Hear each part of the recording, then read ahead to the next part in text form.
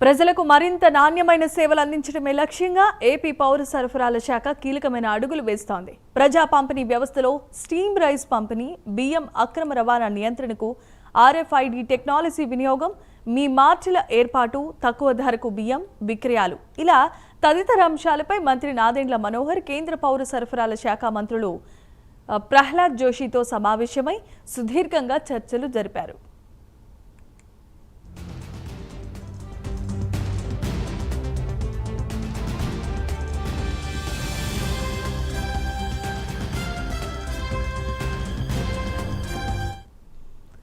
రెండు రోజుల ఢిల్లీ పర్యటనలో భాగంగా జరిగిన ఈ సమావేశాల్లో ప్రజలకు నాణ్యమైన స్టీమ్ రైస్ను ప్రజా పంపిణీ వ్యవస్థ ద్వారా అందించే ప్రతిపాదనకు కేంద్రం నుంచి సానుకూలమైన స్పందన లభించినట్లుగా మంత్రి తెలియజేశారు.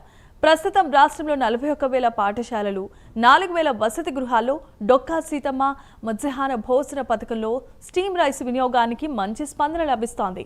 ఇదే విధానాన్ని పైలట్ ప్రాజెక్టుగా ఒక జిల్లాలో రేషన్ వ్యవస్థలో అమలు చేయాలని కేంద్రాన్ని కోరినట్లు వెల్లడించారు.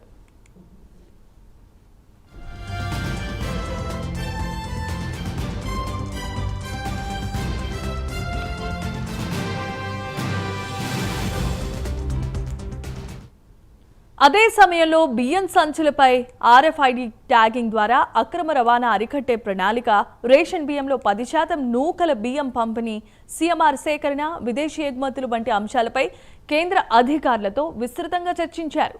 ఆగస్టు 1వ తేదీ నుంచి రాష్ట్రంలో 130 రైతు బజార్లు, 500 ప్రత్యేక విక్రయ కేంద్రాల ద్వారా తక్కువ ధరకే బియ్యం విక్రయాలు ప్రారంభిస్తున్న విషయాన్ని కూడా కేంద్ర మంత్రికి వివరించారు.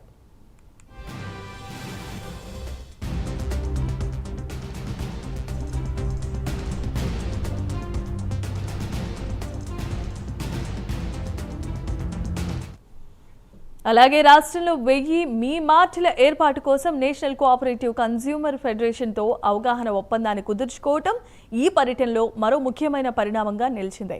రాష్ట్రానికి రావాల్సిన పెండింగ్ నిధులు త్వరగా విడుదల చేయాలని కూడా కేంద్రాన్ని మంత్రి కోరారు. ఈ సమావేశాల్లో మంత్రి నాదెండ్ల మనోహర్ వెంట పౌర సరఫరాల శాఖ కమిషనర్ కన్నబాబు, పౌర సరఫరాల సంస్థ ఎండీ ఢిల్లీరావు కూడా ఉన్నారు.